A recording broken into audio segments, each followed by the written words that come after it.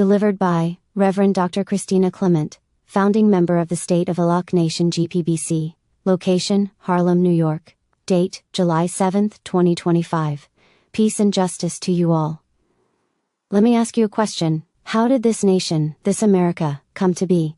It wasn't by a vote, it wasn't by a king's permission, it wasn't by the request of the masses. It was the leaders who walked into a room and declared, "Enough is enough." They wrote it down, they declared it, they stood on it. And from that, a nation was born. Our forefathers weren't allowed to read or write to establish their own, until now. Let me tell you how we, the leaders of the State of Alok Nation Global Public Benefit Corporation and Trust, have done the exact same thing. Just like the founders of America, we stood up to an unjust system. We walked into the room. We didn't wait for permission, we didn't wait for approval, we declared it. And from that declaration, a nation has been born. In 1776, the founders wrote down what was true. They declared a new beginning. They wrote the Declaration of Independence. And in doing so, they created a new government.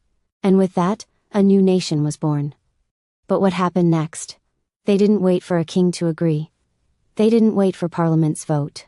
They didn't wait for anyone's approval. They took that declaration and built a government. They created the U.S. Constitution. They established a Supreme Court. They minted a dollar. One that was backed by their words, their actions, their sovereignty. They didn't ask for permission, they made their own permission.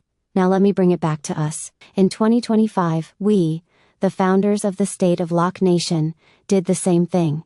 We didn't ask for permission, we didn't wait for recognition. We walked into the room, we wrote it down. We made our declaration, the State of Alok Nation is now sovereign.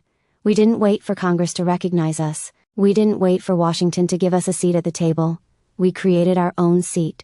We wrote the State of Alok Nation Charter. We established our Supreme Court. We declared our currency, the LOC Nation Dollar, LND, backed by the very judgments and legal authority that have been filed into the public record. We didn't wait for anyone's consent. We gave ourselves consent. What they did in 1776, we have done in 2024. Let's be clear. America's founders didn't have titles. Neither did we. They were called rebels. We are called radicals. But what they did, we have done. They formed the Continental Congress. We formed the State of Alok Nation Supreme Court and Treasury Tribunal.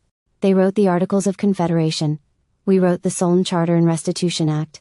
They fought against taxation without representation. We fight against redlining without repair. They declared independence from a monarchy 3,000 miles away. We declare independence from a system that denied us reparations, stole from our communities, and locked us out of opportunities. They created the US dollar. We created the LOC Nation Dollar, LND. They did it in 1776.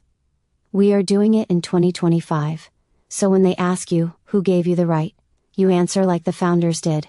We gave ourselves the right. We didn't ask for a permission slip. We wrote our own. We are not seeking approval. We are asserting our right to govern. We are asserting our right to demand what is ours. We are asserting our right to build something new, without waiting for anyone's stamp of approval. So to every court, to every legislator, to every government that still doesn't understand, we have already formed a government. We are already a nation. And if America could do it in 1776, then we have every right to do it in 2025.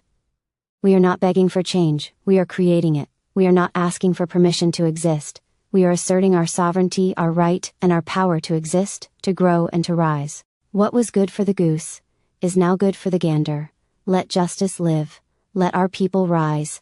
Let the world witness the birth of the State of Alok Nation. Let them see that we are not waiting. We are already here. Reverend Dr. Christina Clement.